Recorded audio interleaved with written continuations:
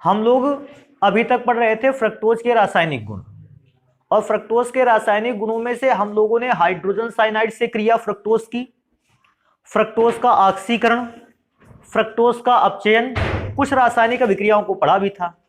बेटा आज हम लोग स्टार्ट करेंगे रासायनिक गुणों को, किसके? फ्रक्टोज के। तो अगर मैं फ्रक्टोज का अगला रासायनिक गुण लेता हूं तो कहता है फ्रक्टोज का किण्वन, हाँ, फ्रक्टोज पर किण्वन क्रिया द्वारा एथेनॉल का निर्माण होता है। तो अभी हमको चेक करना है फ्रक्टोज किण्वन क्रिया द्वारा एथेनॉल का निर्माण कैसे करता है। अगर मैं स्टार्ट करूं इधर से तो बेटा किण्वन क्रिया का अंदाजा है आपको? किण्वन प्रोसेस क्या होता है? अंग्रेजी में बेटा इसको फर्मेंटेशन बोलते हैं और हिंदी में बोलते हैं किण्वन। वैसे तो किण्वन अभिक्रिया भी आपको पता होनी चाहिए, किण्वन प्रोसेस क्या होता है। अगर नहीं पता है तो हम उसको थोड़ा सा रिपीट करेंगे, क्योंकि हमको भी याद नहीं कि हमने किण्वन प्रोसेस आपको पढ़ाया है कि नहीं पढ़ाया है। पढ़ाया है? नहीं पढ़ाया है तो क्योंकि नहीं पढ़ाया है उसको सुनेंगे थोड़ा सा, हालांकि ज्यादा डिटेल पे नहीं लिखेंगे लेकिन कम से कम सुन तो सकते हैं उस चीज को। होता क्या है, हमारी बॉडी या इस पूरे संपूर्ण संसार में बहुत छोटे छोटे बैक्टीरिया हैं, और ऐसे बैक्टीरिया को हम कहते हैं नाइट्रोजन युक्त सूक्ष्म जीवाणुओं, जीवाणु बोलते हैं। अब नाइट्रोजन युक्त सूक्ष्म जीवाणु क्योंकि ये ऐसे ही एरिया पर केवल जीवित रह सकते हैं जो एरिया नाइट्रोजन युक्त हो, क्योंकि इनको जीवित रखने के लिए या इनको जीवित रहने के लिए नाइट्रोजन की आवश्यकता होती है। अगर नाइट्रोजन नहीं होगा जीवित नहीं रहेंगे। नाइट्रोजन का मतलब केवल नाइट्रोजन गैस नहीं, नाइट्रोजन से बने हुए एमीन, नाइट्रोजन से बने हुए कुछ ऐसे केमिकल जो इन बैक्टीरिया को एनर्जी देते हैं। तो हम ऐसे बैक्टीरिया को क्या नाम देते हैं? नाइट्रोजन युक्त जीवाणु। और क्योंकि ये जीवाणु बहुत छोटे होते हैं ऐसा भी लोग बोल देते हैं नाइट्रोजन युक्त सूक्ष्म जीवाणु। अब नाइट्रोजन युक्त सूक्ष्म जीवाणु करता क्या है? बहुत सारे पदार्थों का फर्मेंटेशन कराता है। आपने घर में देखा खाना बनाकर तैयार किया गया, उसको रखा, उसमें भी छोटे छोटे बैक्टीरिया आए नाइट्रोजन युक्त और उसका किण्वन कराना स्टार्ट कर दिया उन लोगों ने। फर्मेंटेशन में हुआ क्या, जब भी नाइट्रोजन युक्त कोई भी बैक्टीरिया किसी भी पदार्थ को खाता है वो कार्बोहाइड्रेट का चाहे जो रूप हो उसको खाकर लास्ट में एसिड में चेंज कर देता है, क्योंकि बैक्टीरिया अगर कार्बोहाइड्रेट को खाएगा उसका ऑक्सीकरण करवाएगा। और आप सभी को पता है कि जब भी हमने किसी कार्बोहाइड्रेट का ऑक्सीकरण करवाया है लास्ट में एसिड मिला है। ग्लूकोज का करवाया था, आपको याद होगा ग्लूकोनिक एसिड मिला था, और भी ज्यादा ऑक्सीकरण करवा दिया था सैकेरिक एसिड मिला था, उससे भी ज्यादा ऑक्सीकरण करवाया था ऑक्जेलिक एसिड मिला था। तो किसी भी कार्बोहाइड्रेट को वो नाइट्रोजन युक्त सूक्ष्म जीवाणु खाकर उसका ऑक्सीकरण करते हैं और ऑक्सीकरण करके उस कार्बोहाइड्रेट को चेंज कर देते हैं अम्ल में। तो जब हम लोगों के यहाँ खाना बना उसको हमने एक लंबे समय तक रखा, बैक्टीरिया वहां आए, प्रेजेंट हुए, उपस्थित हुए, उन्होंने भोजन में उपस्थित कार्बोहाइड्रेट को खाना स्टार्ट किया, और जब खाया तो उस कंपाउंड को लास्ट में काय में चेंज कर दिया? एसिड में। आपने देखा खाना रखे रहने के बाद कुछ समय बाद उसका स्वाद खराब होने लगता है, खट्टा होने लगता है। अच्छा, जाने खट्टा क्यों होने लगता है? क्योंकि आपके यहाँ का जो कार्बोहाइड्रेट था वो काय में चेंज हो गया है? एसिड में। और जैसे एसिड में खरा चेंज हुआ उसकी महक भी चेंज हो गई और स्वाद तो चेंज ही हो गया। महक और स्वाद में परिवर्तन को आप कहते हैं विकृत गंधता। उसकी महक भी खराब हो गई, अब तो खाना भी खराब हो गया। लेकिन हर समय कोई भी चीज किण्वन क्रिया के दौरान केवल खराब नहीं होती। गन्ने के रस को आपको लाए, मैं दूसरा एग्जांपल देता हूं। गन्ने को रस को लाए, आपने इसको धूप में रख दिया, कुछ महीनों तक ये धूप में रखा रहा। इसमें जो बैक्टीरिया प्रेजेंट थे उन्होंने क्या किया? सनलाइट से एनर्जी ली और एनर्जी लेकर ये उस गन्ने के रस में उपस्थित कार्बोहाइड्रेट को खाते रहे और खा खाकर लास्ट में इन्होंने उसको काय में चेंज कर दिया? एसिटिक एसिड में। देखो मैंने बताया था कि कोई भी कार्बोहाइड्रेट खाएगा लास्ट में क्या चेंज करेगा? Acetic acid. हम समझ गए इसको कि ये जो एसिड बनकर तैयार हुआ है ये नाइट्रोजन युक्त सूक्ष्म जीवाणुओं द्वारा बनाया गया है। तो किण्वन प्रोसेस क्या हुआ? किण्वन एक ऐसा प्रोसेस है जो नाइट्रोजन युक्त सूक्ष्म जीवाणुओं की उपस्थिति में होता है और इस प्रक्रिया में उच्च अणुभार वाला कार्बनिक यौगिक डिकम्पोज होकर, टूटकर छोटे छोटे अणुभार वाले सरल कार्बनिक यौगिकों में क्या हो जाता है, बदल जाता है। तो ध्यान रखना है, एक उच्च अणुभार वाले ऑर्गेनिक कंपाउंड का छोटे छोटे अणुभार वाले सरल सरल अणुभार वाले कार्बनिक यौगिकों में टूटना किण्वन कहलाता है, बशर्ते यह विक्रिया किसकी उपस्थिति में कराई गई हो, नाइट्रोजन युक्त सूक्ष्म जीवाणुओं की प्रेजेंस में।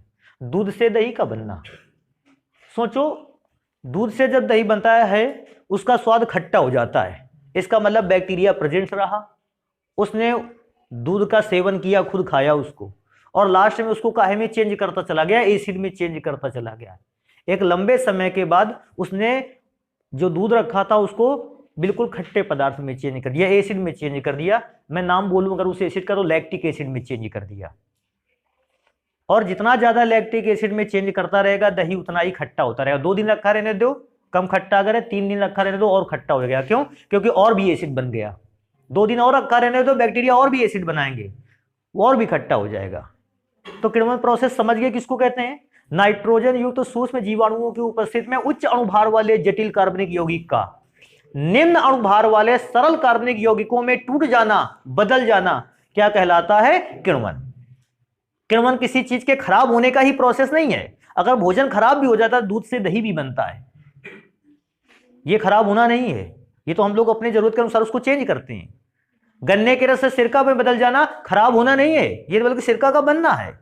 तो किण्वन प्रोसेस हमारे लिए फायदेमंद भी है। और आपको पता है फर्मेंटेशन के थ्रू ही बेटा बीजों का अंकुरण भी होता है, ये भी एक प्रकार का फर्मेंटेशन है। और फर्मेंटेशन के थ्रू ही हमारा भोजन भी पचता है, ये भी एक प्रकार का फर्मेंटेशन ही है। तो फर्मेंटेशन सूक्ष्म जीवाणुओं की प्रेजेंस में होता है। क्योंकि इतनी जानकारी आपको जरूरी थी भैया, मैंने किण्वन रिएक्शन से पहले ही लिख दी। हाँ, अगर कोई पूछता है सर जी किण्वन रिएक्शन के लिए आवश्यक टेम्परेचर कैसा, जैसे कौन सा है, जैसे हम लोगों के लिए सर्वाइव करने के लिए भी एक अच्छा टेम्परेचर होना चाहिए रेंज में। अगर हम लोगों को -30 डिग्री सेल्सियस टेम्परेचर पर रख देगा कोई, तो भी अपनी बॉडी सर्वाइव नहीं कर पाएगी और हम लोग बीमार हो जाएंगे, हो सकता है मृत्यु भी हो जाए। हम लोगों को 80 डिग्री सेल्सियस टेम्परेचर भी पहुंचा दे तो शायद हमारा बॉडी उस समय सर्वाइव ना कर पाए। इसका मतलब हम लोगों के लिए एक अच्छी रेंज होती है टेम्परेचर की, इतने के बीच में हम लोगों का जीवन बहुत अच्छा चलता है। बैक्टीरिया के लिए भी एक उनके जीवन के लिए भी अच्छा टेम्परेचर रेंज है, 25 degree Celsius to 35 degree Celsius. 25 degree Celsius से 35 डिग्री सेल्सियस का अगर टेम्परेचर है किसी भी पदार्थ का, उसमें फर्मेंटेशन अर्थात किण्वन का स्पीड सबसे कैसा रहेगा? तेज। क्योंकि बैक्टीरिया इस टेम्परेचर पे सबसे ज्यादा वर्क करता है, सबसे बेटर वर्क करके दिखाते हैं उस समय। अगर फर्मेंटेशन की स्पीड को धीमा करना है, या तो टेम्परेचर आप 25 डिग्री सेल्सियस से कम कर सकते हैं और या तो 35 डिग्री सेल्सियस से अधिक कर सकते हैं। इसका भी एग्जाम्पल मेरे पास है। अच्छा, आप लोगों को याद होगा खाने को खराब होने से बचाने के लिए आपने 1-2 काम देखे होंगे। या तो भोजन को आपने फ्रिज पे लगा दिया, रेफ्रिजरेटर पर आपने उसको रख दिया और कहा कि अब ये लंबे समय तक चलेगा। लंबे समय तक कैसे चलेगा? किण्वन रिएक्शन होगा उस समय भी, लेकिन टेम्परेचर 25 से कम हो गया ना, तो किण्वन क्रिया की स्पीड कैसी हो गई? धीमी। और जो खाना 6 घंटे में खराब हो रहा था अब 10 घंटे में खराब होगा, क्योंकि बैक्टीरिया उस समय उतना ज्यादा एक्टिव नहीं है, उसके लिए टेम्परेचर उसके हिसाब का टेम्परेचर नहीं मिल पा रहा है। अच्छा सोचो, दूसरा काम भी करते हैं आप, याद होगा खाने को कभी कभी गर्म भी कर देते हैं। कहते हैं अपने यहाँ दूध ना खराब हो, एक काम करना, इसको 2 टाइम पे गर्म कर देना। और 2 टाइम पे गर्म करना इसका मतलब है आपने तुरंत देखा होगा कि उसको टेम्परेचर को हीट किया और 80, 90, 100, 150 डिग्री सेल्सियस टेम्परेचर कर दिया। सोचो 25 से 35 पर अच्छा वर्क करता है बैक्टीरिया, 35 से 40 हुआ उसने कम वर्क किया, 40 से 45 और भी कम वर्क किया, 50, 60, 70 दौड़ता चला गया। वर्क करने का इसका प्रोसीजर स्पीड कैसा हो गया? धीमा। 150 डिग्री सेल्सियस पे तो बिल्कुल धीमा वर्क करेगा। इसलिए हमने 2 प्रोसीजर को रोकने के उपाय ढूंढ रखे हैं। पहला, या तो पदार्थ को, उस खाद्य पदार्थ को बिल्कुल ठंडा कर दें, और या उस खाद्य पदार्थ को बिल्कुल क्या कर दें? गर्म। जैसे बैक्टीरिया के लिए कुछ देर के लिए, कुछ समय के लिए निष्क्रियता उत्पन्न हो जाए, वो थोड़ी देर के लिए निष्क्रिय हो जाए और काम करना कैसा कर दे? धीमा। खत्म तो बोल ही नहीं सकते, फिर से वो करने लगे। अब पूछेगा सर जी इतना बैक्टीरिया आया कहां से? बेटा ये बैक्टीरिया सब जगह अवेलेबल है, हवा में भी अवेलेबल है, हमारी बॉडी पे भी अवेलेबल है। ऐसा मैंने एक जगह पढ़ रखा था कहीं पर कि अपने मुंह के अंदर केवल इतना सारा बैक्टीरिया भरा पड़ा है जितना पूरे विश्व में आदमी है। मनुष्य जितने उतने से उतना बैक्टीरिया अपने मुंह पे केवल भर रखा है, लेकिन इतना छोटा बैक्टीरिया हम लोगों को समझ में भी नहीं आता है। और हम लोग क्या सोचे पड़े हैं कि हम लोग शाकाहारी हैं। ना जाने कितने बैक्टीरिया को यार रोज खा जाते हो, फिर भी बोलते हो शाकाहारी, पता नहीं कहा। स्टार्ट करें रिएक्शन। समझ गए किण्वन को जानना जरूरी था। और क्योंकि वीडियो पर ये लाइन आ जाएगी कि नाइट्रोजन युक्त सूक्ष्म जीवाणुओं की उपस्थिति वाली बात, अगर आप चाहोगे तो इसको नोट भी कर लोगे किण्वन किसे कहते हैं। ठीक है, तो हम किण्वन अभिक्रिया लिखेंगे। और किण्वन इस बार किसका करवाना है? फ्रक्टोज का। तो बेटा फ्रक्टोज का फॉर्मूला तो आप सभी जानते हो। फ्रक्टोज का फॉर्मूला होता है C6H12O6। हमने इसका क्या करवाया? फर्मेंटेशन। अब यार फर्मेंटेशन कैसे होगा? तो हमने बताया फर्मेंटेशन के लिए एक हमें एंजाइम चाहिए। बेटा ध्यान रखना, जाइमेज। आप कहोगे सर जी ये जाइमेज क्यों लिख दिया? बेटा ये जाइमेज पर जो बैक्टीरिया पाए जाते हैं उन बैक्टीरिया का नाम है माइकोडर्मा एसीटी। ये एंजाइम नहीं होगा तो बैक्टीरिया नहीं होगा, और बैक्टीरिया नहीं होगा तो फर्मेंटेशन होना संभव नहीं। तो ये जाइमेज लिखा कि इस जाइमेज नामक एंजाइम में जो बैक्टीरिया पाया जाएगा वही फर्मेंटेशन करवाएगा, और उस बैक्टीरिया का नाम क्या होगा? Mycoderma ACT. और जब ये बेटा इसको डिकम्पोज कराएगा, खाएगा, तो मैंने बताया उच्च अणुभार वाले यौगिक को छोटे छोटे अणुभार वाले कंपाउंड में ब्रेक कर देता है। तो ये ब्रेक करता है बेटा सबसे पहले एथिल अल्कोहल पर। एथिल अल्कोहल का फॉर्मूला C2H5OH, और साथ में ये मुक्त करता है कार्बन डाइऑक्साइड गैस। कुछ लोगों के बच्चों में भी दिमाग में आने लगा होगा क्या कि सर जी कह रहे थे कार्बोहाइड्रेट का जब भी बैक्टीरिया खाते हैं उसको काय में चेंज कर देते हैं? एसिड में। और सर जी खुद नहीं बनाए पड़े कि एसिड बना देते? तो बेटा कोई प्रॉब्लम नहीं है, हमको यहीं तक अभिक्रिया दिखानी थी इसलिए हमने इतना लिखा है। बाकी अगर अभिक्रिया होती रहेगी माइकोडर्मा एसीटी की प्रेजेंस में तो ये एथनॉल एल्डिहाइड में चेंज होगा, एसीटैल्डिहाइड, इसके बाद वो एसिड में चेंज होगा। लेकिन क्योंकि मुझे केवल एथनॉल तक लेना था, हमने बस एथनॉल लिख रखा है। ध्यान रखना, एथनॉल तो बनाएगा और साथ में कौन सी गैस बनाकर तैयार करेगा? Carbon dioxide gas. सिरके से जो गंध आती है वो भी कार्बन डाइऑक्साइड गैस की होती है। हमने रिएक्शन का एक छोटा पार्ट लिख के दिखाया है, आगे एसिड बनेगा। और कोई पूछता भी है कौन सा एसिड बनेगा, तो इसको ध्यान रखना है, लास्ट में जो एसिड बनेगा उसका नाम होगा CH3COOH एसिटिक एसिड। इसको ध्यान रखना। अभी किण्वन रिएक्शन हो गई। नेक्स्ट रिएक्शन हम लोग पढ़ेंगे, इसमें से एक रिएक्शन हम लोगों से कहता है NH2OH से क्रिया। हाइड्रोक्सिल एमीन बोलते हैं बेटा इसको, और हाइड्रोक्सिल एमीन से क्रिया करने का बिल्कुल सामान्य तरीका हम लिखते हैं। देखो कैसे बेटा, फ्रक्टोज में तो ऊपर CH2OH होता है डबल, दूसरे नंबर पर C double bond O, last में अगर देखते हैं CHOH कितनी बार रहता है? 3 बार, और लास्ट में फिर से CH2OH। अगर NH2OH की विक्रिया करवाएंगे, देखो विक्रिया कैसे लिखते हैं, शायद आप लोगों को थोड़ा सा याद आ जाए। NH2OH, NH2 और OH, बेटा O किससे विक्रिया करेगा? H2 से। अगर O H2 से विक्रिया करेगा, हम इस बात को चेक करेंगे। सबसे पहला तो H2O बना, मैंने एरो के साइन के नीचे इसको लिख रखा है। अभी हम चेक करेंगे हमारे पास क्या और बचा, CH2OH। अभी बेटा यहां देखने वाली बात है, O तो निकल गया, बॉन्ड कौन सा लगाएं? डबल, और उसके साथ जोड़ें किसको? NOH को। बेटा बाकी पर तो कोई फर्क ही नहीं पड़ा, CH2OH। फिर से देखो इसका नाम पढ़ते हैं। अगर यह NaOH ग्लूकोज पर विक्रिया करता, सोचो यहां पर NOH लगता ऊपर वाले नंबर पर, अगर ऊपर वाले नंबर पर लगता हम इसको बोलते ग्लूकोज ऑक्सिम। ध्यान रखना इसको। लेकिन अब दूसरे नंबर पर लगा है ना, मैं समझ गया ये कीटोन से विक्रिया करके बना है, सॉरी फ्रक्टोज से विक्रिया करके बना है। क्योंकि फ्रक्टोज से विक्रिया करके बना है, इसका नाम है फ्रक्टोज ऑक्सिम। ये बहुत विशेष ध्यान रखना, इसका नाम कभी भी कोई पढ़ता पूछता है, हम इस बात को बहुत ध्यान रखेंगे कि एक नंबर पर अगर ये ग्रुप लगा है तो ग्लूकोज ऑक्सिम, अगर दूसरे नंबर पर लगा है तो फ्रक्टोज। बेटा ऑक्सिम लिखो चाहे ऑक्सिम लिखो, दोनों ही नेम सेम है। ध्यान रखिएगा, अगर फर्स्ट नंबर पर ये NaOH लिखा होता हम जान जाते हैं कि ग्लूकोज के एल्डिहाइड ग्रुप से रिएक्शन हुई है, लेकिन सेकंड नंबर इस बात को दिखाता है कि ये फ्रक्टोज के कीटोनिक ग्रुप से हुई है अभिक्रिया, इसलिए यहां पर NaOH लगा है। यहां NaOH फ्रक्टोज ऑक्सीजन को रिप्रेजेंट करता है। नेक्स्ट रिएक्शन को चेक करेंगे, अगला रिएक्शन हमारे पास है, इसको थोड़ा सा ध्यान रखने लायक है। क्या कहता है, टॉलेन अभिकर्मक, टॉलेन अभिकर्मक या फेलिंग विलयन से क्रिया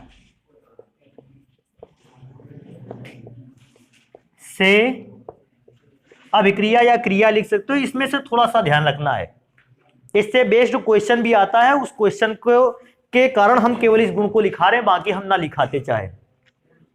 मैं लिखूं अभिक्रिया, देखो फ्रक्टोज का फॉर्मूला CH2OH, फिर इसके बाद अगर चेक करेंगे तो C double bond O, CHOH का मैं तो सोचता हूं मैं अभिक्रिया लिखने वाला हूं, इसको CHOH को वहीं रखते हैं।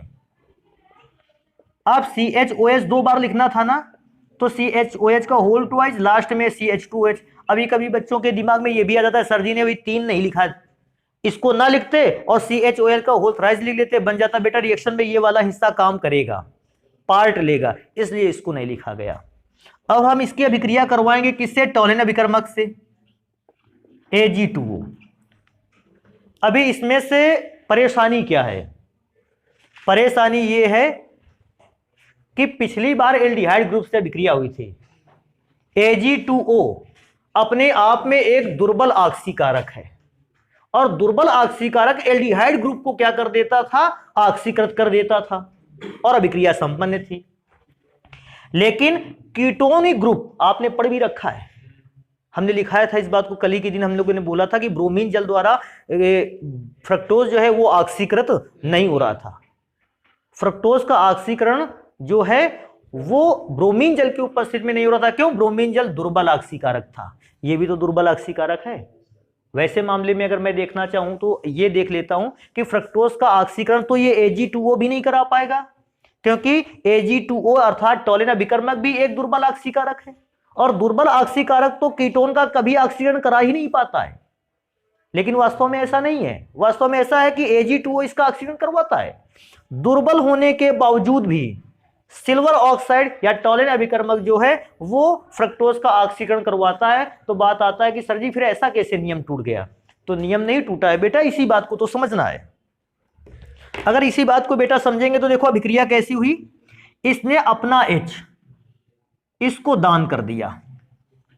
सोचो जैसे इसने अपना H इसको दान किया, ऊपर क्या हो गया, CHO, कौन सा ग्रुप बन गया है। इसका मतलब है कि फ्रक्टोज अपने बॉन्ड को रीअरेंज करता रहता है, पुनर्विन्यास रीअरेंज करता रहता है, जिसके कारण जैसे ही H को वहां O के पास भेजा वो क्या बन गया, एल्डिहाइड ग्रुप। अच्छा सोचो एल्डिहाइड ग्रुप का तो ऑक्सीकरण हो सकता है, ठीक है। अच्छा सोचो अगर ये H दे देगा ऊपर वाले को, CHO, ये भी तो एल्डिहाइड हो गया, मतलब इस बार एल्डिहाइड ग्रुप कितने हैं, 2 है। तो कीटोन अपने बॉन्ड्स को रीअरेंज करते हुए अपने आप को काहे में चेंज करता है, एल्डिहाइड में, और जब वो अपने आप को एल्डिहाइड में चेंज करता है उस समय सिल्वर ऑक्साइड या टॉलेन अभिकर्मक इस कार्बन परमाणुओं को तुरंत ही क्या कर देते हैं, ऑक्सीकृत। अभी सोचो अगर ये बी एल्डिहाइड बन गया, ये बी एल्डिहाइड बन गया, तो इस बार ऑक्सीकरण तो 2 एल्डिहाइड का होगा, नहीं होगा 2 एल्डिहाइड का। तो इस बार अभिक्रिया में से देखो थोड़ा सा ध्यान रखने वाली बात है बेटा, अगर ये H इसको दे देगा तो ये वाला H जो ऊपर गया है और ये वाला H, ये दोनों H अभिक्रिया करेंगे किससे, O से। अगर दोनों H O से अभिक्रिया करेंगे क्या बना डालेंगे, H2O। अभी चेक करेंगे कि फॉर्मूले में बचा क्या क्या। फॉर्मूले में बेटा ऊपर तो CH2OH बचा, अगर मैं ध्यान देता हूं तो ये H ऊपर गया था और ये भी H जो ऊपर गया भी था वो नीचे वाले H के साथ मिलकर O के साथ अलग हो गया, तो यहां पर बचा तो केवल C और O है, तो इसको लिख सकते हैं C डबल बॉन्ड O। फिर यहां भी देखो ये H ऊपर गया था कि नहीं गया था, तो ऊपर जाने वाला H और ये वाला H, ये दोनों अभिक्रिया कर लेते हैं किससे, O से। जब अलग हो गया जल बनाकर तो यहां पे भी तो केवल C और O बचा है। अभी मैं चेक करूंगा नीचे क्या बचा, तो CHOH का होल ट्वाइज और लास्ट में CH2OH। मतलब इस बार 2 कीटोन ग्रुप हो गए, कोई प्रॉब्लम नहीं है। अभी आगे हल करेंगे। बेटा 2Ag भी तो बचा है, तो हम 2Ag को लिख देते हैं, और ये 2Ag को हम क्या बोलते हैं, रजत दर्पण। तो फिर से इसको ध्यान रखना है आप लोगों को कि अभिक्रिया के दौरान H यहां से ट्रांसफर होकर O पर जाएगा तो 2 एल्डिहाइड ग्रुप बन जाएंगे, और 2 एल्डिहाइड ग्रुप बनने से इनका ऑक्सीकरण आसानी से क्या हो जाएगा। अभिक्रिया जब आपको फेलिंग सॉल्यूशन से करानी होगी, मैं इसी पर लिखे देता हूं, फेलिंग सॉल्यूशन से अभिक्रिया करवाते वक्त आपको बस इतना चेंज कर देना है, यहां पर ले लेना है 2CuO। तरीका फिर रहेगा, ये वाला H किससे अभिक्रिया करेगा, O से, और क्या बना लेगा, जल। ये फॉर्मूला सेम बनेगा, बस रजत दर्पण के स्थान पर क्या बन जाएगा, Cu2O। तो अभिक्रिया में समझ गए, यहां CuO यूज करना है और वहां Cu2O यूज करना है, रिएक्शन दोनों के लिए सेम रहेगी। अभी बेटा इसमें से और अभिक्रिया को पढ़ते हैं। कहता है एथेनॉल से क्रिया, उस समय क्या होगा जब फ्रक्टोज की अभिक्रिया किससे करवा दी जाए, एथेनॉल से। तो बेटा एथेनॉल का फॉर्मूला लिख लेते हैं। फ्रक्टोज का फॉर्मूला तो सबसे पहले CH2OH, single bond C double bond O, CHOH का होल थ्राइज, लास्ट में CH2OH। बेटा एथेनॉल से अगर अभिक्रिया होगी तो एथेनॉल का तरीका बड़ा आसान है। अभिक्रिया कैसे होगी, एथेनॉल का फॉर्मूला लिखेंगे C2H5OH। अगर अभिक्रिया कराओगे बिल्कुल भी परेशानी नहीं है। एक काम करेंगे, ये H इस OH को लेके क्या हो जाएगा, अलग, और जैसे ये H OH को लेके अलग होगा तो पहला कंपाउंड क्या बनेगा, H2O। और मैं अदर कंपाउंड अगर चेक करूं तो बेटा मेरे पास तो अगर H OH को लेके अलग हो गया है तो हमारे पास यहां बचा क्या, CH2O, और साथ में क्या बचा, C2H5, CH2O, और साथ में हमारे पास बचा C2H5, C double bond O, CHOH का होल थ्राइज, और लास्ट में CH2OH। अगर हमसे कोई नाम भी पूछेगा उसका नाम क्या है, बड़ा आसान है, एथिल अल्कोहल लग गया ना, किसके फॉर्मूले पे, फ्रक्टोज पे, तो हम इसका नाम देंगे एथिल फ्रक्टोसाइड, फ्रक्टोसाइड। तो इस चीज को थोड़ा सा ध्यान रखना है कि एथेनॉल से रिएक्शन करेगा तो कैसे करेगा, H किससे अभिक्रिया करेगा, OH से, जल बनाएगा, जो भी कंपाउंड बचा उसको लिखेंगे। एक रासायनिक गुण भी और रह जाता है, फेनिल हाइड्राजीन से क्रिया, तो इसको नोट करते हैं, फिर फेनिल हाइड्राजीन की अभिक्रिया को नोट करेंगे। बेटा अगला अभिक्रिया पढ़ते हैं फेनिल हाइड्राजीन से क्रिया, और फेनिल हाइड्राजीन से अभिक्रिया तो हमेशा बड़ी रहती है। बेटा अगर फ्रक्टोज का फॉर्मूला बनाया तो ऊपर की ओर तो CH2OH, फिर C डबल बॉन्ड O, फिर CHOH का होल, बेटा लास्ट में CH2OH।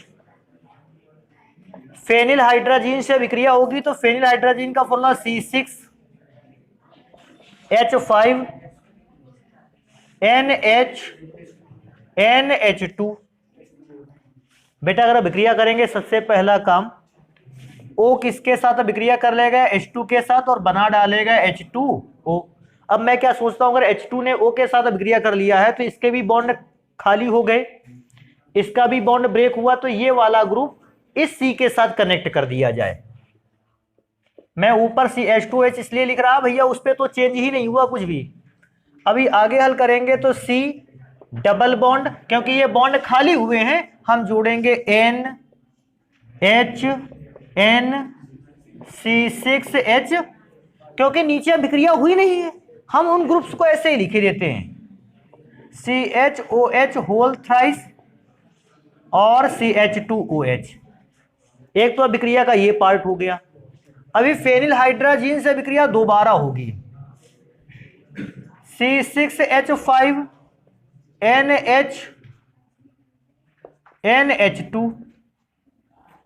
भैया अभिक्रिया में इसमें से थोड़ा सा अपने मन से भी ध्यान रखना है। कैसा ध्यान रखना है कि अभी देखते हैं इस चीज को, क्या चेक करेंगे एक H यहां से निकलेगा, एक H यहां से निकलेगा, और दोनों H आके इस बॉन्ड को ब्रेक करेंगे।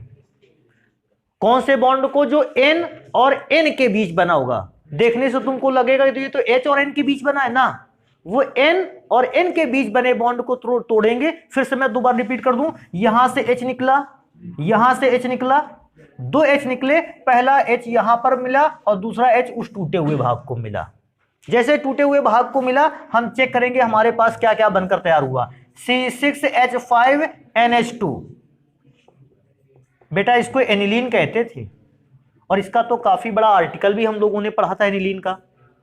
और बेटा इस वाले भाग को अगर देखेंगे तो बनकर तैयार हुआ NH3, क्योंकि ये मेन कंपाउंड नहीं थे, हमने इनको तीर के निशान के नीचे माइनस साइन के साथ लिख दिया। अभी ध्यान देने वाली बात है, ये वाला पार्ट यहां लिख गया, ये वाला पार्ट यहां लिख गया। अगर यहां से दो H निकले होंगे तो ध्यान देने वाली बात है, बच्चा क्या है? CHO।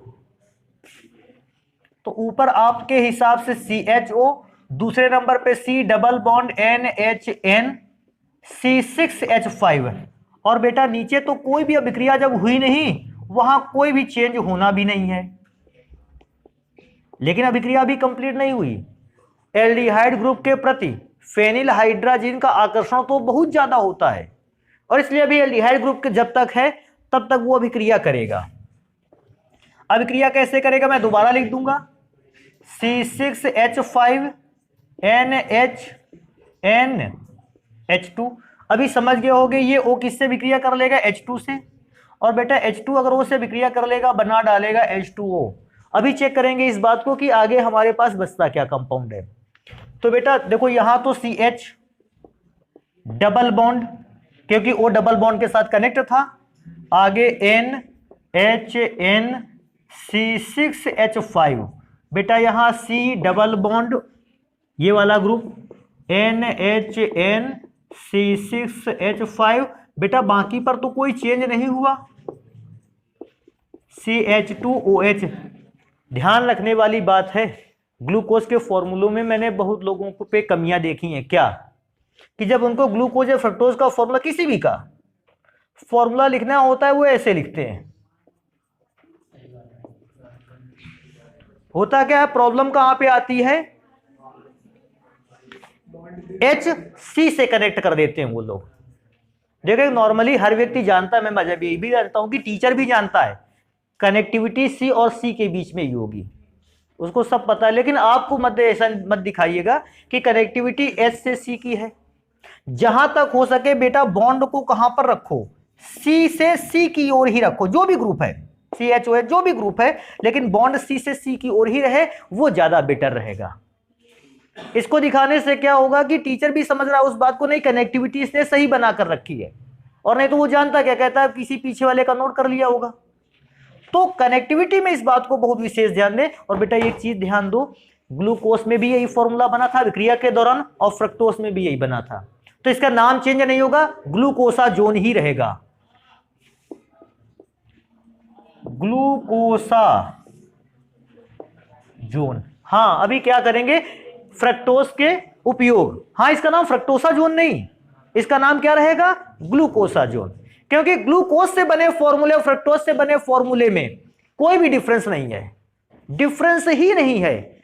अरे अगर डिफरेंस होता तब फ्रक्टोसाजोन नाम देते, क्योंकि डिफरेंस नहीं है, उसका भी नाम क्या है? ग्लूकोसाजोन। कभी पूछेगा कि ग्लूकोज और फ्रक्टोज में समान रूप से होने वाली अभिक्रिया का नाम बताओ, या अभिक्रिया को करके दिखाओ, या ये अभिक्रिया कराएंगे, एक बार ग्लूकोज में करेंगे, एक बार फ्रक्टोज में, हो गई समान अभिक्रिया।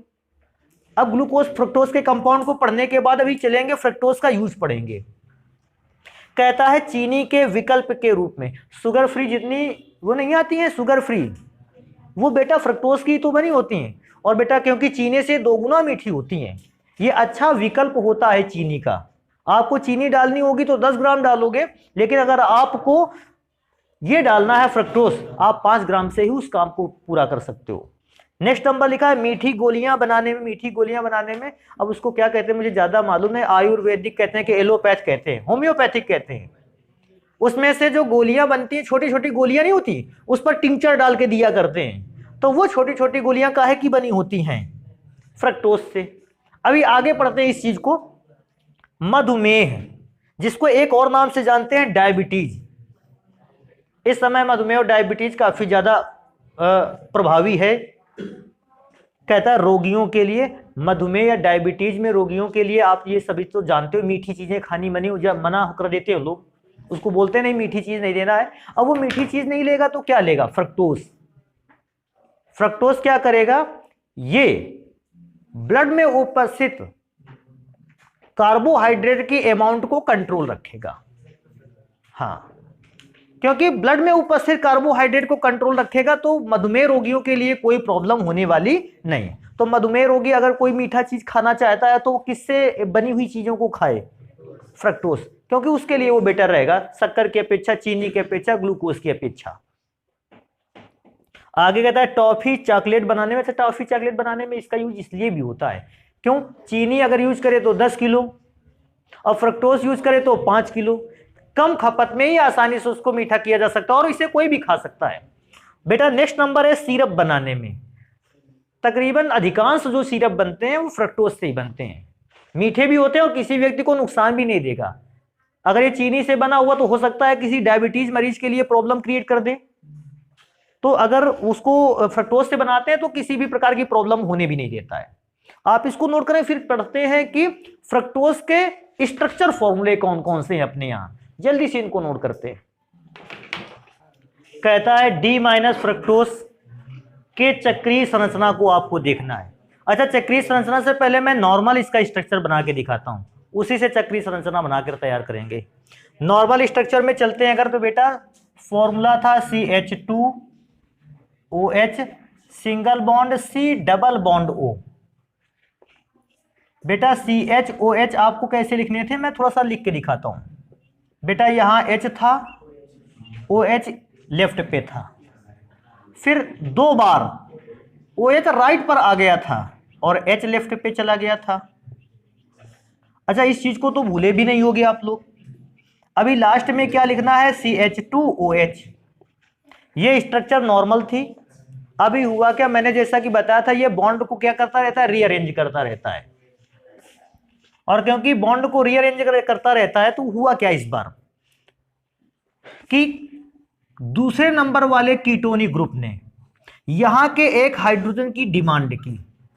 बेटा सोचने वाली बात है, अगर इस हाइड्रोजन की डिमांड करेगा तो जैसे ही H वहां पर जाएगा क्या बनेगा? OH नहीं बन के तैयार हो जाएगा। अगर H वहां जाके OH को बनाकर तैयार करता है तो फिर वो एक काम और करेगा।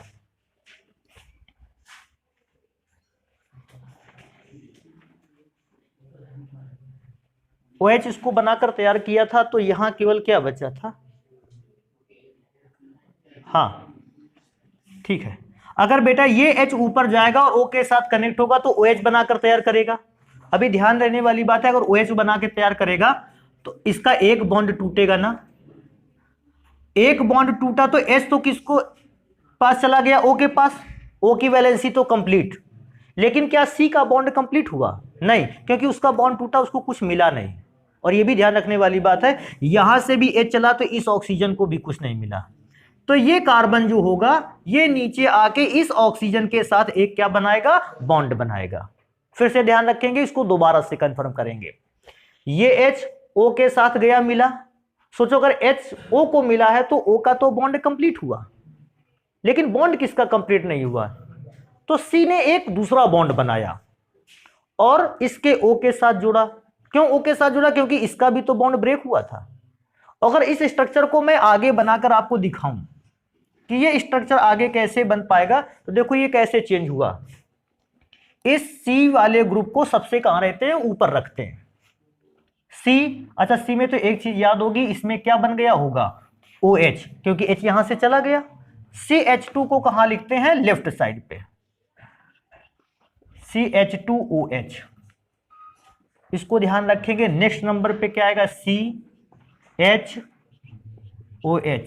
COH, लेकिन अभी बेटा ध्यान देने वाली बात है, हमने 2 ग्रुप तो लिख दिए, तीसरे पे क्या करना है? C। अभी इस चीज को चेक करेंगे तो इसके साथ केवल इधर तो H है और उधर क्या था? O, और ये O इस कार्बन के साथ क्या था? कनेक्ट था, और लास्ट में क्या लिखा है, CH2OH। अभी इस O को सही ढंग से लिखते हैं, कैसे,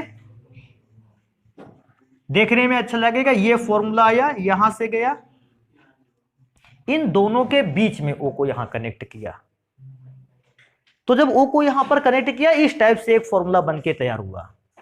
अभी इसको, एक तो फॉर्मूला ये हो गया, इसका नाम हम लोगों ने रखा अल्फा डी माइनस फ्रक्टोस।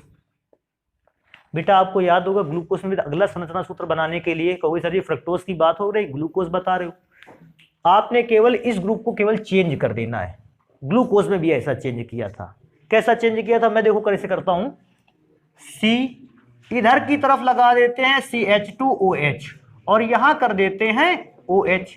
बाकी बेटा कोई फॉर्मूले पर चेंज होना ही नहीं है, फॉर्मूला बिल्कुल सिंपल सा है, ऐसा ही लिखा जाएगा। नीचे C, इधर की ओर H, लास्ट में CH2OH, और कार्बन से एक बॉन्ड लगा था जो इस कार्बन पर आया था ऑक्सीजन के साथ। ये दूसरा फॉर्मूला बन गया। दूसरा फॉर्मूला बनकर जो तैयार हुआ, तो होता क्या है, ये कंपाउंड इस फॉर्म में चेंज होता रहता है, ये कंपाउंड इस फॉर्म में चेंज होता रहता है, ये फिर से इस फॉर्म में चेंज होता रहता है, ये कंपाउंड आपस में रोटेट चेंज होते रहते हैं लगातार। और बेटा जब चेंज होते रहते हैं तो इसका नाम हम लोगों ने लिखा बीटा डी माइनस फ्रक्टोस। ये तो ये फॉर्मूले हो गए। अभी और भी स्ट्रक्चर फॉर्मूले को पढ़ेंगे हम लोग। ये तो तब हम पढ़ेंगे जब हमसे कहेगा डी माइनस फ्रक्टोज की चक्रीय संरचना कैसे बनती है, तो मैंने वो चक्रीय संरचना बना के दिखाई। अभी कभी कभी हम लोगों से बोलता है फ्रक्टोज की संरचना बनानी है हमको, लेकिन फ्यूरेनोस स्ट्रक्चर बनाना है, या हमसे बोल देता है हार्वर्ड परिक्षेपण।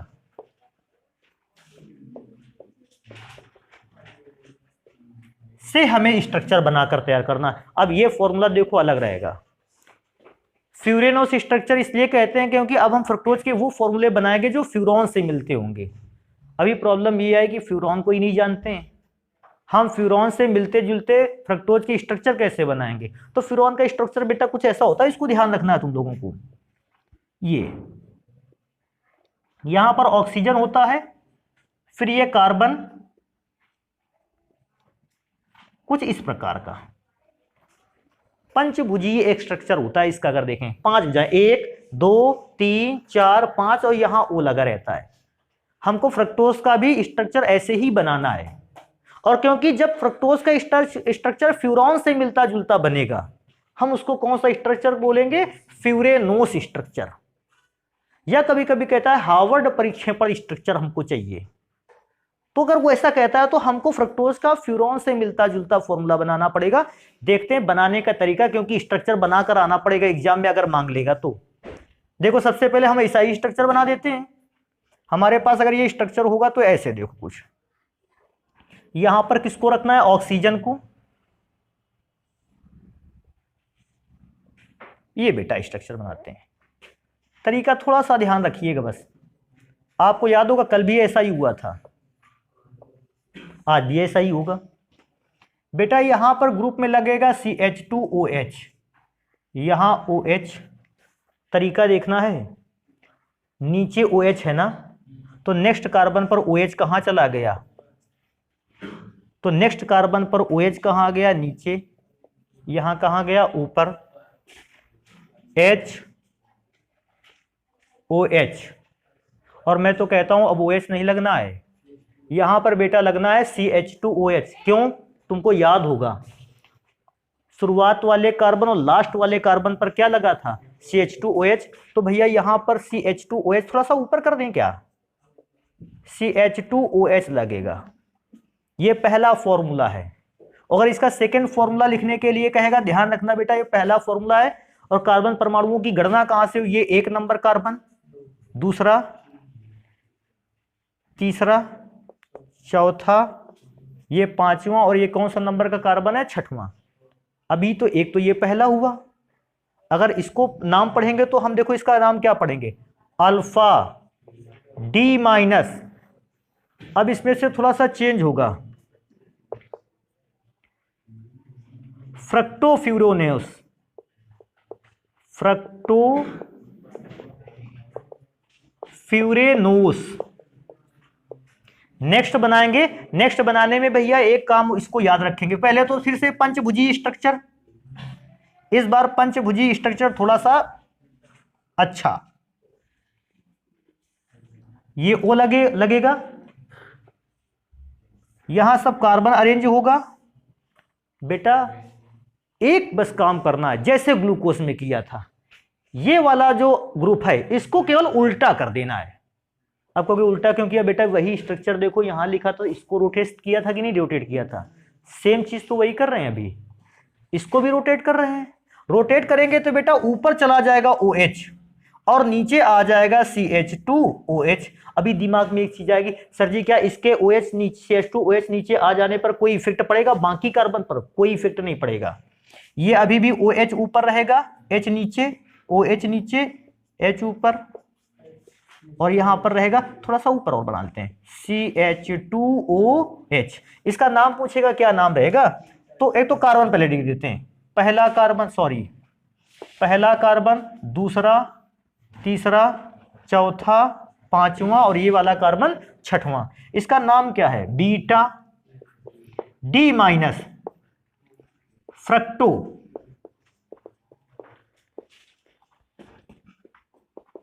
फ्यूरेनोस। हाँ तो बेटा ये स्ट्रक्चर हो गया किसका, अगर आपको फ्रक्टोज का पूछेगा। हार्वर्ड स्ट्रक्चर पूछता है ये वाले बना के आएंगे, साइक्लिक स्ट्रक्चर पूछता है तो ये वाले बना करके आएंगे। ध्यान दोनों को रखेंगे, डिफरेंस क्या होगा, केवल CH2OH का और OH का ग्रुप जो है वो विपरीत डायरेक्शन में हो गया है दोनों में से, तो इसको नोट करेंगे जल्दी से फिर।